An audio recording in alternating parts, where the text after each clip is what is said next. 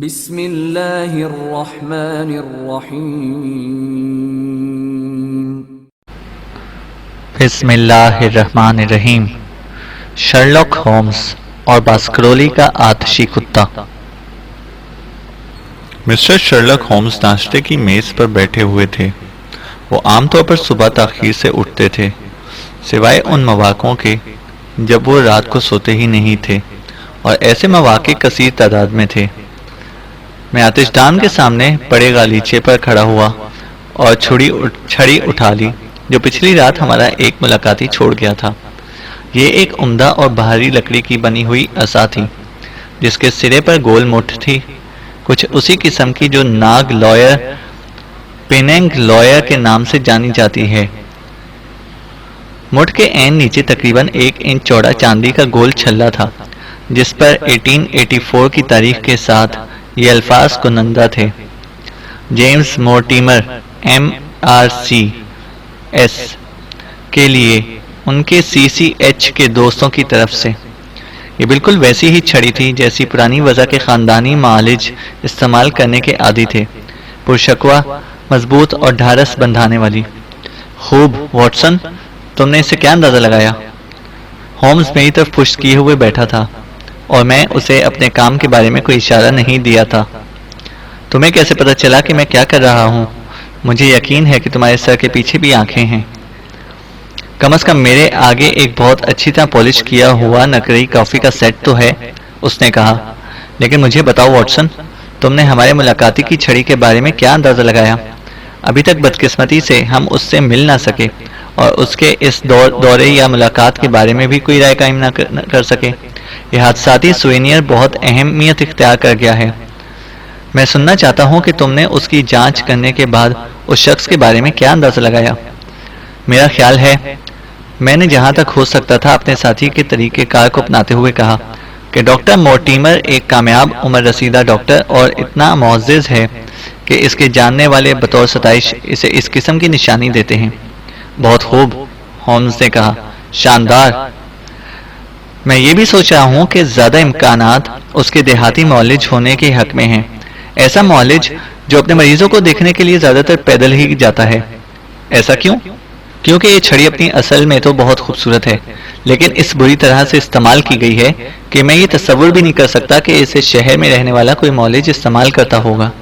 چھڑی کی موٹی دھاتی ٹوپی گھس چکی ہے، بس یہ ثبوت ہے کہ وہ اس چھڑی کے ساتھ بہت زیادہ پیدل چلتا رہا ہے۔ قطعی درست، ہومز نے کہا۔ اور پھر یہاں جو یہ لکھا ہوا ہے CCH کے دوست، میرا خیال ہے کہ کچھ شکار وغیرہ سے متعلق ہے، کوئی مقامی شکاری گروہ جس کے ارکان کو ممکن ہے کوئی سرجری کی خدمات پیش کی گئی ہوں اور انہوں نے شکریہ کے طور پر یہ تحفہ پیش کیا۔ حقیقتاً واٹسن، تم بہت اچھے جا رہے ہو، ہومز نے کرسی کی پشت ٹکا کر ایک سگار جلاتے ہوئے کہا۔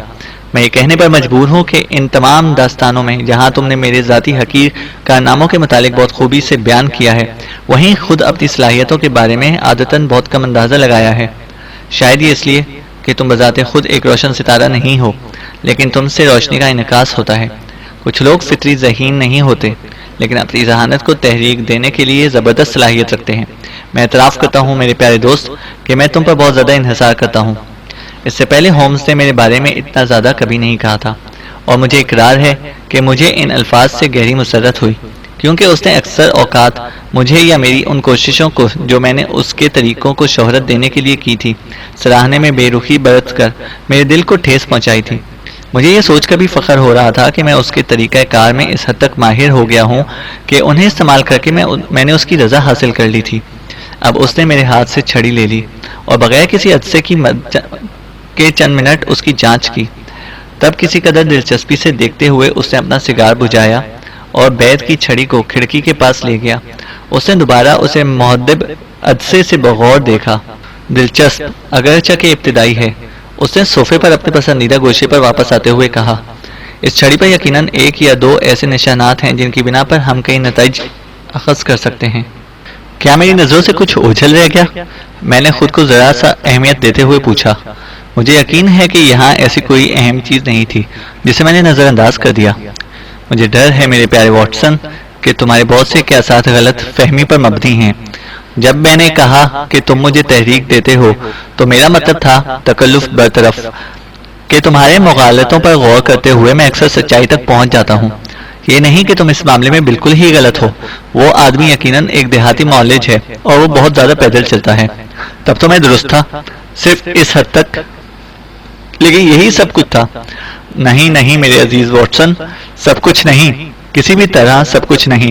مثال کے طور پر میری رائے میں یہ زیادہ کریم قیاس ہے کہ ایک ڈاکٹر کو دیا جانے والا تحفہ کسی شکاری کی بجائے کسی اسپتال کی طرف سے ہو، اور پھر جب کسی اسپتال سے پہلے سی کا مخفف موجود تو وہ خود بخود لفظ چیرنگ کراس کی نمائندگی کرتا ہے. ہو سکتا ہے تم ٹھیک کہہ رہے ہو، امکانات اسی طرف اشارہ کر رہے ہیں، اور اگر ہم اسی مفروضے کو لے کر چلیں تو ہم ایک نئی بنیاد پر اپنے اس نامعلوم ملاقاتی کا خاکہ بناتے ہیں. اچھا، اگر فرض کیا کہ CCH کا مطلب چیرنگ کراس ہاسپٹل ہے تو اس سے ہم مزید کیا نتائج نکال سکتے ہیں؟ کیا یہ خود ہی کچھ تجویز نہیں کرتے؟ تو میرے طریقہ کار سے واقف ہو، انہیں استعمال کر لو. میں تو اسی قطعی نتیجے پر پہنچا ہوں کہ یہ آدمی دیہات میں جانے سے پہلے شہر میں پریکٹس کرتا تھا. میرا خیال ہے کہ اب ہم تھوڑا اور آگے بڑھنے کا خطرہ مول لیتے ہیں. اسے اسی تناظر میں دیکھو. آخر ایسا کون سا موقع تھا جس پر اس قسم کا تحفہ پیش کیا گیا؟ اس کے دوست کب اکٹھے ہوئے ہوں گے؟ اسے اپنی نیک خواہشات کی نشانی دینے کے لیے ظاہر ہے کہ جب ڈاکٹر مورٹیمر نے اپنی ذاتی پریکٹس شروع کرنے کے لیے اسپتال کی نوکری چھوڑی، اس موقع پر ہم جانتے ہیں کہ ایک تقریب رونما ہوئی. ہمیں یقین ہے کہ شہر کے ہسپتال سے دیہات کے ہسپتال میں پریکٹس کرنے کی ایک تبدیلی ہوئی. تب اپنے نتائج کو اس حد تک لاتے ہوئے کیا ہم یہ کہہ سکتے ہیں کہ تحفہ دینے کی یہ تقریب اس تبادلے کے موقع پر ہوئی؟ یہ یقیناً ممکن نظر نہیں آتا. اب آگے تم اگر غور کرو تو وہ شخص ہسپتال کے چھوٹے عملے سے نہیں ہو سکتا. صرف ایک ایسا شخص ہی جس کی پریکٹس لندن میں بہت اچھی چل رہی ہو اس طرح کا مقام حاصل کر سکتا ہے، اور کوئی ایسا شخص اپنی زندگی دیہات میں بے مقصد نہیں گزارے گا. تب پھر وہ کون ہے؟ اگر وہ ہسپتال میں تھا اور چھوٹے عملے میں بھی نہیں تھا تو پھر وہ کوئی ہاؤس سرجن یا ہاؤس فزیشین ہی ہو سکتا ہے، ایک سینئر اسٹوڈنٹ سے تھوڑا زیادہ، اور وہ 5 سال پہلے ہسپتال چھوڑ کر چلا گیا. چھڑی پر تاریخ موجود ہے. میرے عزیز واٹسن، اس طرح تمہارا سنجیدہ صورت درمیانی عمر کا خاندانی معالج فضا میں تحلیل ہو جاتا ہے، اور اس کی جگہ 30 سال سے کم عمر ایک نوجوان دلاویز کم اولو العزم اور غائب دماغ پروفیسر نمودار ہوتا ہے، جو ایک عدد پسندیدہ کتے کا مالک ہے، اور وہ کتا میرے سرسری انداز کے مطابق ٹیریئر سے بڑا اور مسٹف سے ذرا چھوٹا ہوتا ہے. میں بے یقینی سے ہنسا، اور شرلک ہومز اپنے صوفے پر پشت ٹکا کر دھوئیں کے چھوٹے چھوٹے مرغولے چھت کی طرف اڑانے لگا. جہاں تک آخری حصے کا تعلق ہے، میرے پاس ایسا کوئی ذریعہ نہیں ہے جس سے میں تمہیں جانچ سکوں، میں نے کہا، لیکن کم از کم اس آدمی کی عمر اور پیشہ ورانہ زندگی سے متعلق کچھ معلومات ڈھونڈنا کوئی ایسا مشکل کام نہیں ہے. میں نے اپنی طبی کتابوں کی چھوٹی سی الماری سے طبی معلومات کی کتاب اٹھا کر وہ نام نکالا. وہاں کئی مورٹیمر موجود تھے، لیکن صرف ایک ایسا تھا جو ہمارا ملاقاتی ہو سکتا تھا. اس کے متعلق اندراجات کو بلند آواز سے پڑھنے لگا. مورٹیمر جیمز MRCH 1882 گرمپن ڈاٹ مور ڈیون 1882 سے 1884 تک چیرنگ کراس ہسپتال میں ہاؤس سرجن. کمپیریٹیو پیتھولوجی کے لیے جیکسن پرائز انعام یافتہ مقالے کا عنوان تھا، کیا بیماری ایک وراثت ہے؟ سویڈش پیتھولوجی سوسائٹی کا تحریری رکن. جدی امراض کے کچھ عجوبے کا مصنف. لینسٹ 1882. کیا ہم ترقی کر رہے ہیں؟ رسالہ نفسیات. مارچ 1883. طبی افسر برائے گرمپس، تھارلے اور ہائی بوروکلیسا. ان مقامی شکاریوں کا کوئی ذکر نہیں ہے واٹسن، ہومز نے ایک شریر مسکراہٹ کے ساتھ کہا. صرف ایک دیہاتی معالج جیسا کہ تم نے بڑی ہوشیاری سے مشاہدہ کیا تھا. میرا خیال ہے کہ میرے اخذ کیے گئے نتائج کی بہت اچھی طرح تصدیق ہو گئی ہے. رہی بات ان صفات کی تو میں نے کہا تھا، جہاں تک مجھے یاد ہے، دل آویز، کم اولو العزم اور غائب دماغ. یہ میرا اپنا تجربہ ہے کہ اس دنیا میں صرف کوئی دل آویز شخص ہی تحریری تصدیق حاصل کر سکتا ہے. صرف ایک غیر اولو العزم شخصی دیہات میں جانے کے لیے لندن کی پیشہ ورانہ زندگی سے دستبردار ہو سکتا ہے، اور تمہارے کمرے میں 1 گھنٹے انتظار کرنے کے بعد کوئی غائب دماغ شخص ہی اپنے ملاقاتی کارڈ کی بجائے اپنی چھڑی چھوڑ کر جا سکتا ہے. اور وہ کتا، اس کی عادت ہے کہ اس چھڑی کو اٹھا کر اپنے آقا کے پیچھے پیچھے آتا ہے. چھڑی بھاری ہونے کی وجہ سے کتا اسے درمیان میں سے مضبوطی سے پکڑتا ہے اور اس پر اس کے دانتوں کے نشانات بہت واضح دکھائی دے رہے ہیں۔ کتے کا جبڑا جیسا کہ ان نشانات کی درمیانی جگہ سے ظاہر ہے، میری رائے میں ایک ٹیریر کے بہت زیادہ بڑا اور ایک مصرف کے لیے ناکافی چوڑا ہے، یا شاید ہو سکتا ہے، ارے ہاں حیرت ہے، یہ تو گھنگریالے بالوں والا اسپینیل ہے۔ وہ بولتے ہوئے اپنی جگہ سے اٹھ کر کمرے میں چہل قدمی کر رہا تھا کہ کھڑکی کے ایک گوشے میں ساکت کھڑا ہو گیا۔ اس کی آواز میں اعتماد کی ایسی کھنک تھی کہ میں حیرت سے اسے تکنے لگا۔ میرے عزیز دوست، یہ بات تم اتنے یقین سے کیسے کہہ سکتے ہو؟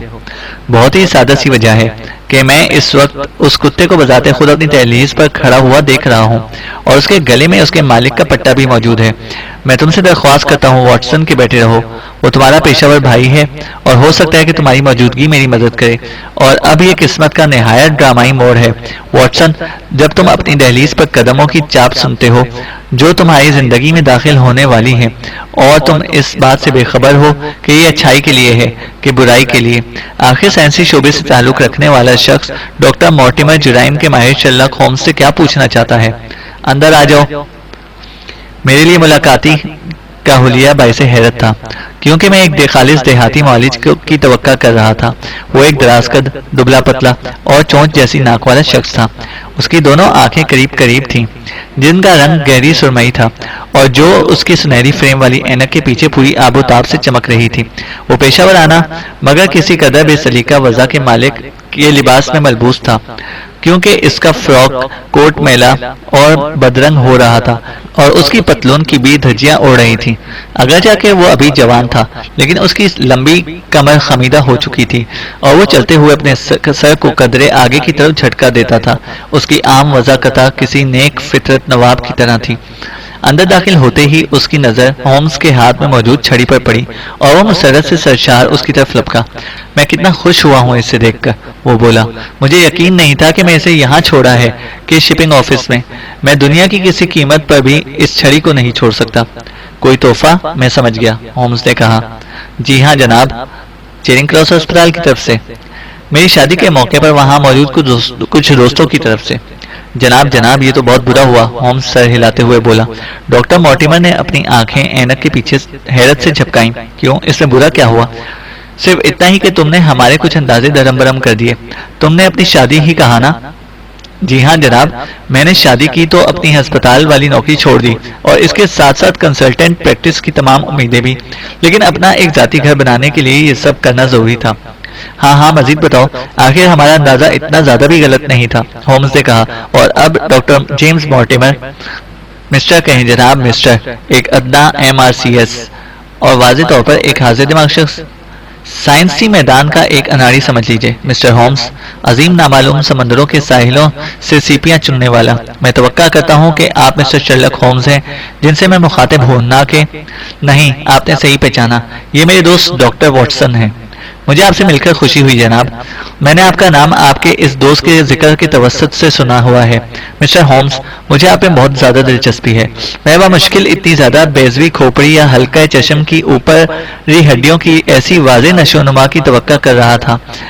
اگر آپ کو کوئی اعتراض نہ ہو تو میں آپ کے کاسہ سر کی بالائی اور اطرافی ہڈیوں کے شگاف پر اپنی انگلی پھیر سکتا ہوں، جب تک کہ آپ کی اصلی کھوپڑی دستیاب نہ ہو جائے۔ جناب، اس کا ڈھلا ہوا سانچہ کسی بھی بشریاتی سائنس کے عجائب گھر کے لیے باعث زینت ہوگا۔